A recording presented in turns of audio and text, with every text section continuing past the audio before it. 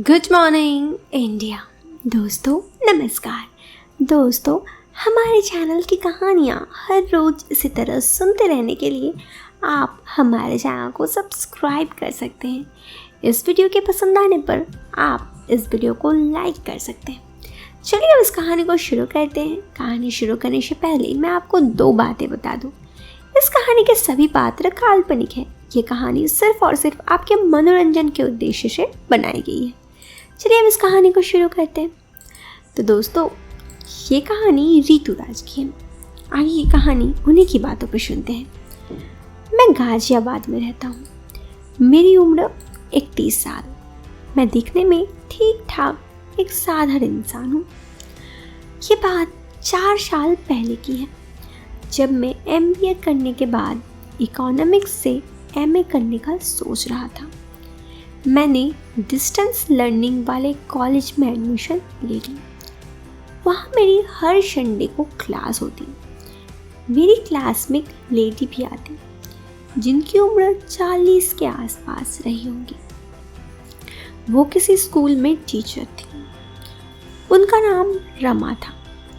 उनका हस्बैंड ज़्यादातर बाहर रहते। ये बात मुझे उनसे दोस्ती होने के बाद पता चली। जब मैंने उन्हें देखा तो कसम से देखता ही रह गया। मुझे रमा मैडम को देखकर ऐसा लगा मानो स्वर्ग की कोई अप्सरा जमीन पर आ गई। रंग दूध सा सफ़ेद, बिल्कुल सोनाली बिंदरी सी छवि मेरे आंखों में उतर आई। मैं क्या कोई भी उन्हें देखे तो बस देखते रह जाए। वैसे तो हमारी क्लास के ज़्यादा लोग नहीं थे, पर फिर भी वो किसी से बात नहीं करती। उनके चेहरे पर हमेशा बस एक सादगी सी छाई रहती।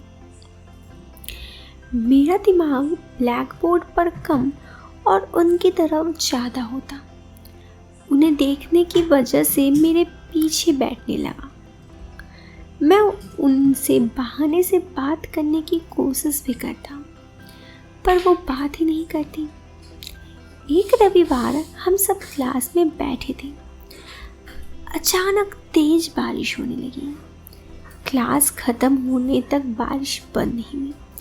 बारिश कुछ हल्की हुई तो कुछ लोग निकल गए। क्योंकि मैं बाइक से आया था तो मैं बारिश की हल्की होने से इंतज़ार करने लगा कि ये मेरा मन की जोर आ गया। कुछ देर में लगभग सब लोग चले गए। मुझे यही मौका ठीक लगा। मैं उनके पास जाकर कहा, क्या मैं आपको कहीं छोड़ दूँ? उन्होंने मेरी तरफ गुस्सा से देखा, फिर शांत होते हुए कहा, आप चले जाओ, मैं चली जाऊंगी। ऐसे शुरू से व्यवहार पर गुस्सा तो मुझे भी आया और मैं वहाँ से जाने ही लगा तभी मेरे घर से फ़ोन आ गया। मैं रुककर फ़ोन पर बात करने लगा।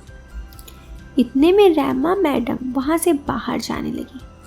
फर्श चिकना और गीले होने के कारण उनका पैर फिसल गया। वो गिर गई। मैं फ़ोन कट कर उनके पास गया, उन्हें उठाने लगा। वो उठ नहीं पा रही थी। फिर उन्हें किसी तरह से बाइक पर बिठाया, उन्हें घर छोड़ दिया। उन्हें लंगड़ाते हुए दरवाजे का सहारा लिया और मुझे अंदर आने को कहा। मेरे मना करने पर वो जिद करने लगी। मैं घर के अंदर गया तो वो किसी तरह से चाय बनाने चली गई। अब उनकी चाल काफ़ी ठीक हो गई थी। चाय पीकर मैं वहाँ से चला गया। इसी बीच उनको धन्यवाद कहने पर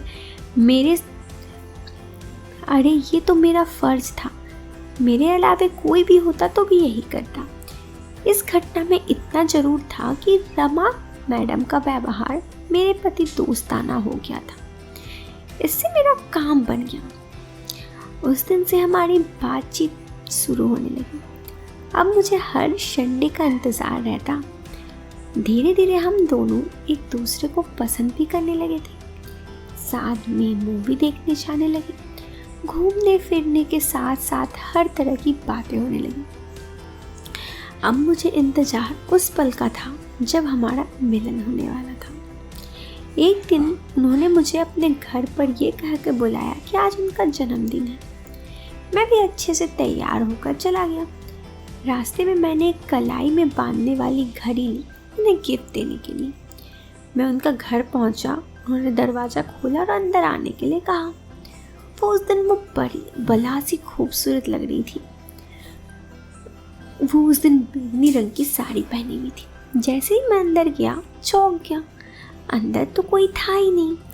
मैंने पूछा पार्टी कहाँ पर है? उन्होंने मुस्कुरा कर कहा यही तो है। मैंने कहा यहाँ पर तो कोई नहीं है। तो उन्होंने कहा क्या हम दोनों काफ़ी नहीं हैं? उनकी बात से मुझे समझ में आ गया कि वो क्या बात करना चाहती है। अभी मुझे संयम बरतना जरूरी लगा। हम दोनों बस एक दूसरे को आंखों ही आंखों में देख रहे थे। उनकी इन निगाहों से उनका 80% उनकी बात समझ में आ रही थी। फिर हम धीरे धीरे बात करने लगे। मैंने कहा आज आपका बर्थडे सच में है या आप झूठ बोल रही हैं? तो उन्होंने कहा आपको ऐसा क्यों लगता है कि मैं झूठ बोलूँगी? मैंने कहा देखिए, आपका बर्थडे होने पर आपने किसी को बुलाया नहीं, इसीलिए मुझे लगा, बाकी आप जाने।